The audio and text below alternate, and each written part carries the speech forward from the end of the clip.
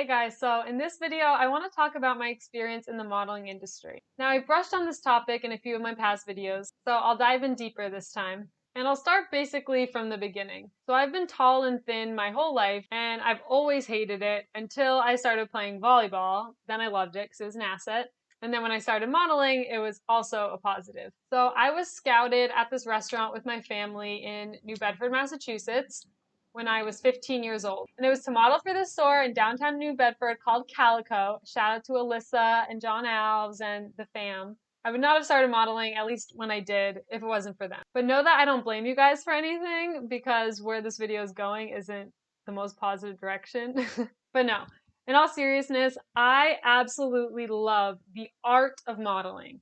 Modeling is one of the oldest professions. It is one of the most collaborative arts. It's very similar to dance and theater and movies and all of that, because you get a stylist, you get a makeup artist, you get a photographer, you get the model, and you all come up with this idea of what you want to create. Then you all work together and execute it. And it's one of the most satisfying and beautiful artistic processes that I've ever been a part of. But obviously, there are plenty of downsides to the business side of modeling. So I was signed with my mother agency when I was 15, Maggie Inc. Shout out to Casey. This agency I've been signed with them since I was 15. They're so kind, so truthful, and understanding. Casey has always just been incredibly honest with me of how the industry works and how it is, but I never felt any sort of pressure to become that way, which I can't say about every agency. And I'm not going to talk shit about any modeling agency on here, but I'm just going to tell you what my experience has been. So throughout high school, I was doing modeling work for some companies in Boston.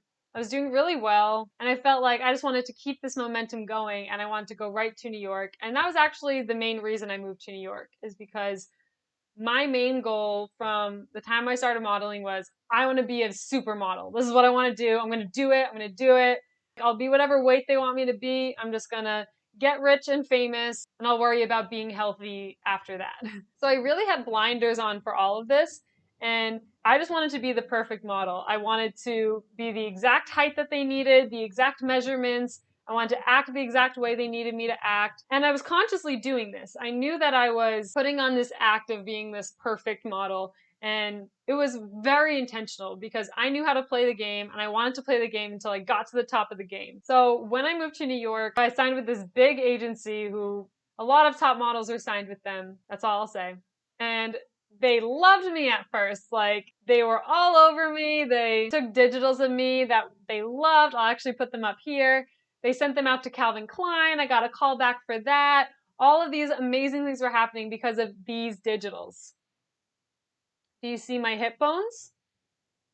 Do you see my skeleton? Like, when those pictures were taken, I was probably 110 pounds, and I'm 5'11". Yep. And I thought I was fat. So shortly after those pictures were taken, I was running around going to castings for Fashion Week in 2014. This was actually almost exactly 6 years ago, in September of 2014. And I was also starting school at FIT at the time. So I was just burning myself out by the minute. I was a skeleton physically and mentally and emotionally. I was just a shell of who I really am. And this is also the same time where my colitis accelerated so much that I couldn't put on any weight, I couldn't eat anything. I was constantly on the toilet if I wasn't running around the city. So my mom came to visit me and took one look at me and brought me back home, brought me to the hospital at Mass General. I ended up staying there for a month, October of 2014, so exactly 6 years ago I was there. And I remember being in the hospital, everyone seemed really shocked by my weight and how skinny I was. And I just remember looking down at my thighs and squeezing them, squeezing like the edges and being like, that's extra. All of this is extra. I don't need any of that. And I truly, truly did not see the skinny person that I was, because every casting that I would show up at, I always had bigger hips and thighs than every other girl there. At least it felt that way. But I'm sure every model has felt that way. Because when I was first meeting with agencies, one of the agents told me I was pear-shaped and they didn't sign me. I was 16. That was my first round of meeting with agencies. And I really, really took that to heart and kind of ingrained it in my head that like my hips are giant. And that's all I saw really from that point on. And a part of me thought that I had to feel that way in order to make a difference. I was kind of shaming myself on purpose so that I would lose the weight and be the measurements that they wanted me to be. 34, 24, 34. Golden measurements, unicorn body. You got to look like that if you want to do Victoria's Secret, if you want to do any of the top paying jobs. Again, this was in 2014. I am fully aware that the industry is much different now. I'm just telling you what has happened to me because this is really what it was like. So when I was having my surgery done, my agency in New York sent me flowers. They were FaceTiming me. They were so sweet and kind, and I felt so supported by them. And then after that surgery, I had an ostomy bag, and I was excited because I was like, oh, I can do like photo shoots with my ostomy bag, and it can be this thing of like, oh, welcoming ostomy bag people to media. And I had all these plans of how I wanted to show it. And as soon as I got back, they were like, no, you need a break. You're not going to work while you have this. And I was like, I can't even do like beauty stuff, like just my face. And they were like, no, I think it's probably best that you just take a break. And that broke my heart. And I kind of just spiraled out of control. I just did a lot of drugs, and the whole 6 months I had my ostomy bag was a complete whirlwind because I was just numbing as much as possible my feelings. So then after I had the reversal and went back to check in with my agency and then like, okay, I'm ready now. They looked me in the eye and said, you gained a lot of weight over your break. And I was like, I was just on bed rest for 6 months. Like, I hope I gained weight because I was 100 pounds at 5'11". I don't want to look like that. Like, what the I gained weight over my break? Oh my God. Like, they treated it like it was some sort of vacation I was on and I was eating all the food. Like, no, I can actually eat food now. And mind you, I was probably like 115 when they told me this. Like, I was still an incredibly small girl. So when they said that, I realized that this isn't going to end well. So I just said, I don't think that we have the same vision for myself. I think you guys want me to go in this direction that I don't want to go in. So I think it's best if we just go our separate ways. And luckily, they let me out of my 3-year contract early. And I went to a different agency, New York Models. I'll say this because I loved them. I had a really great experience with New York Models. I was super honest about what happened with my previous agency. And my agent there, Dana, shout out, she was super understanding and just said that whatever your measurements are, just keep us updated. You don't have to be any sort of measurement, just whatever they are, let us know. Which makes perfect sense because they can't send you to a designer who thinks you have 34-inch hips and you show up and you actually have 38-inch hips. Like it makes sense for practical reasons. So I was like, great, this is awesome, perfect. And I worked with them for, I don't remember how long I was with them, maybe a year, maybe 2. And I was just in a super unhealthy place in my head. I was overworking out, I was under eating, I was in a super toxic relationship, and everything about that time period is just really dark in my memory, and honestly the memories aren't super clear. But I just remember I got to a point where I just wanted to have fun. I just wanted to pierce my nose, I wanted to chop my hair off, I wanted to do whatever I wanted to do without worrying about modeling, because my entire formative years from the time I was 15 on, if I wanted to cut my hair, I had to ask my agency. If I wanted to get a tattoo or get a new piercing, had to ask my agency. And they always said no because it didn't go with my brand, or you can do it, but you're just going to get less work. Or like I had to be a blank slate for the designers. It makes sense from a practical standpoint for the designers, but not for me as a person. So I realized that there was no way I could heal from the trauma I experienced in the industry and still be in it. So I decided to quit. That day, I got my nose pierced, my sister chopped my hair off, and I ate all the fried chicken I could find. And it went kind of crazy because I had just gotten out of this really toxic relationship and lost all my friends, lost my job. I literally was at square one. So that's where I found yoga, was at the bottom of that ditch. But even after I quit modeling, I really just miss the act of doing it. I miss the photographers, I miss the stylists, the makeup artists. I miss everything about modeling. I mean, it's what I grew up in. It's how the adult world was introduced to me as.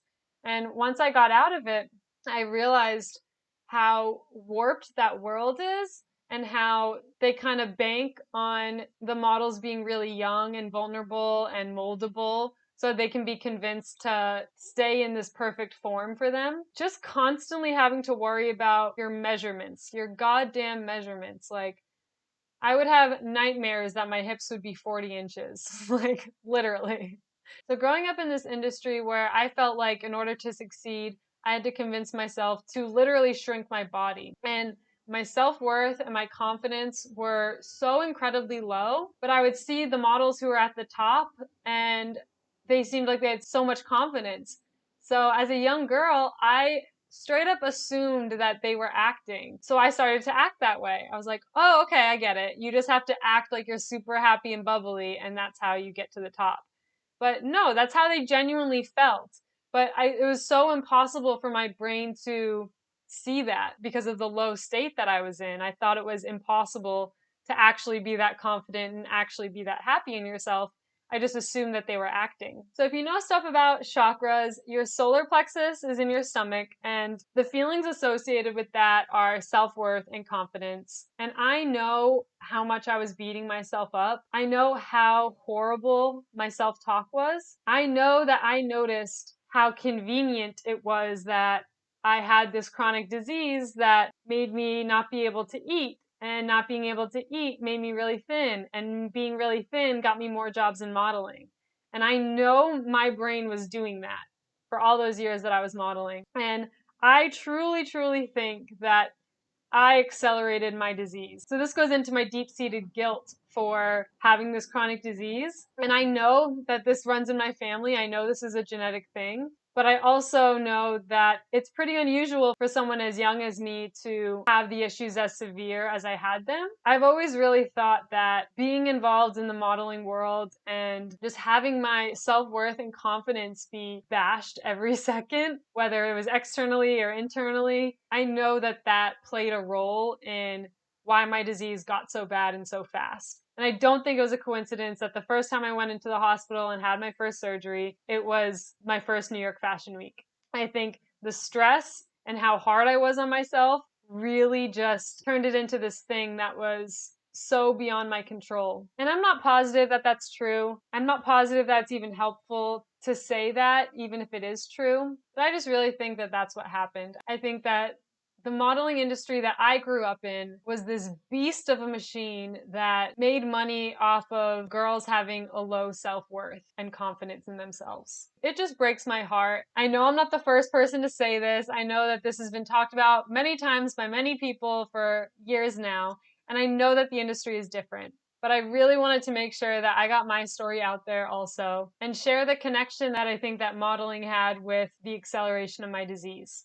So, with all that being said, I did just sign with a new agency in New York, and my sisters also signed with them, and they had the same outlook that New York models had of whatever your measurements are, keep us updated. That is the way it should be. Hopefully in a few months, I'll be able to give you some positive updates on my experience in the modeling industry. Because as I've said, I love the act of modeling. I truly, truly love the art form. And I'm really excited to start doing it again. So now the challenge that I'll be working on is keeping my current self-confidence and state of mind while being in this setting where I had such low self-worth and self-esteem. So I know that it's going to be a constant effort reminding myself who I am and how I know that what other people's opinions are has nothing to do with me. The world is just full of reflections. When someone insults you or criticizes you, that's not to do with you. And it reveals more about that person than it does about you. My dream for the future of modeling is that we see every single shape, size, color, gender, every single thing is represented in our media.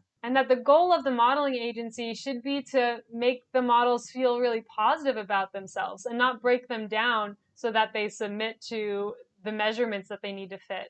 I think the goal of an agency should be to grow the model's confidence so that they feel like they can take on the world, so that they can walk into any casting and whether they get the job or don't get the job, they're going to feel great about themselves. And their self-worth isn't linked to whether they book this job or not, or what their measurements are. And my dream is to have an agency that is also a wellness center, also a therapy center, something that takes these young girls who in the past would have been broken down until they fit the mold, that now grows them into their best possible version of themselves, teaches them self-love techniques when they're really young, teaches them yoga and meditation and breathing practices that can keep them grounded and secure in who they are as a person, no matter what external sources say to them. Because that is the true power of a model. If you see someone up on a billboard, especially someone who looks like you, which is why representation is so important, if you see someone who's just owning who they are, like the power of a confident model can change the lives of so many people. They can actually be a model, a role model for young girls and boys all around the world. If young kids see someone on a billboard who looks like them and they're genuinely happy with who they are and you can see it in their eyes and their smile, that love is going to spread to generations of kids. And then they'll feel like anything is possible for them. That person is up on that billboard. Look at them. And they look just like me. I can do anything I want. That is the power of modeling. And I know that that can kind of get lost in the talk of how toxic the industry can be. But I really, really believe that there is such a possibility for positive influence and love to come out of the modeling and entertainment industry in general. But what we need is the right people in there who aren't afraid to speak their thoughts and aren't afraid to represent those who are underrepresented and aren't afraid to stand up for themselves and can teach that to generations of kids. The power of owning who you are, the power of loving who you are. I think growing up, especially in middle school as a young girl, if there was a girl who seemed like she was happy with herself and liked who she was, the other girls would say, she thinks she's the shit. And I remember doing that. I remember seeing girls who were really happy with themselves and being like, they think that they're the shit. Oh my God. And that's a negative thing. That is so messed up. That is really so messed up. And kudos to the girls out there who kept that energy. Mia, I'm thinking of you, who kept that energy regardless of what anyone else said. I remember when I heard that about myself, when someone said, Ruthie thinks she's the shit, I made myself smaller. That was my reaction to it. I was like, no, I don't. And I just completely went inside myself. And as much as I wish I hadn't done that, I did that. And I know other girls do that. And that's why I look up to those people like Mia who just completely own who they are. And those are the types of people who should be in the public eye. And that's the type of energy that we should be praising as a society. It's not cocky to love yourself. You have to love yourself in order to function properly in the world. In order to positively affect the people around you, it has to start with yourself. So I know that self-love and all this stuff are such buzzwords right now, but don't let the buzzword distract you from the reality of how important this stuff is. As the great RuPaul says, if you can't love yourself, how the hell are you gonna love anybody else? Can I get an amen? So, end rant about modeling. I'll keep you updated if there's anything else to update you with.